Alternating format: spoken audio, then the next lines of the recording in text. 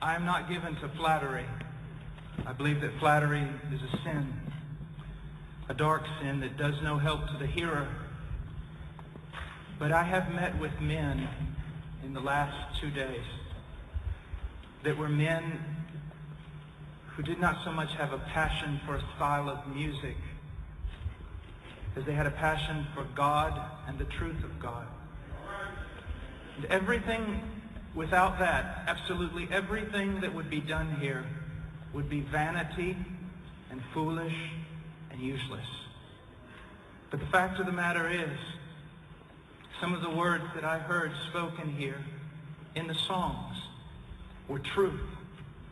The type of truth that this country needs, the type of truth this world needs, the type of truth that the church needs. I came here thinking that I would hear hip-hop. I came here thinking that I would hear rappers. I heard preaching. I heard preaching. And I heard a respect for the truth and a desire to communicate it. I especially appreciate it for those of my generation who might wander off the street unknowingly and coming to a place like this. I appreciated the words being put on the screen. Because then even I could understand.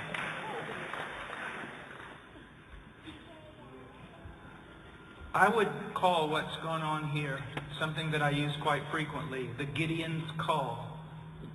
It seems that God will take the least expected thing and use it for a mighty thing.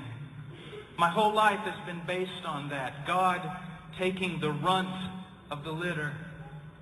God taking that which is not, that which is despised, that which is unable, and using it and filling it with the power of God. Let's look at this for a moment.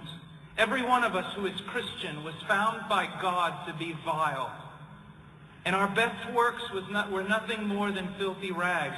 But he saved us, and he cleaned us, and he uses us as instruments for his glory in such a way that even angels long to trade places with us. The art form you're doing here, what is it known for in the world? It is known for sin and immorality. It is known to be vile and to cause destruction. But yesterday and today, I saw the same thing happen to a music form that has happened to my life. God has taken it, cleaned it off, made it new, and filled it with life. But let me give you a warning that's very important. As a preacher, I know this. Whenever eloquence is more important than the words spoken, there is no power. And whenever a music medium becomes more important than the truth it seeks to communicate, it's useless. Now, I didn't see that here. I stayed up last night till almost 3 in the morning with a group of men. And I was absolutely amazed. I couldn't even sleep this morning because I was saying, Lord, what a privilege it was for me to be in the midst of a group of young men that you're raising up, that believe the ancient ways.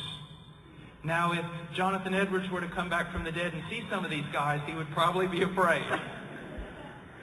But they're saying the exact same truth, and they're speaking to a people that Spurgeon could not reach, and Edwards could not reach, Whitefield could not reach. I applaud what's being done here. I came here only to be a spectator, to see, God, are you in any of this? But in the hearts of the men and the words of the music, I am greatly, greatly encouraged. I'll only warn you, it is so hard to be a true preacher of the gospel. And it is so hard to live out the truth that we proclaim to others. But that is the task. For every one of you who rap, for every one of you involved in this, you have a special stewardship from God. You must be holy. You must follow him. Don't you know that because of what you're doing, people, even good Christians, are waiting and looking for you to fall? They're looking for you to do something that will prove that this was not a medium chosen by God. So you have to live beyond and above reproach. You have to live what you're proclaiming.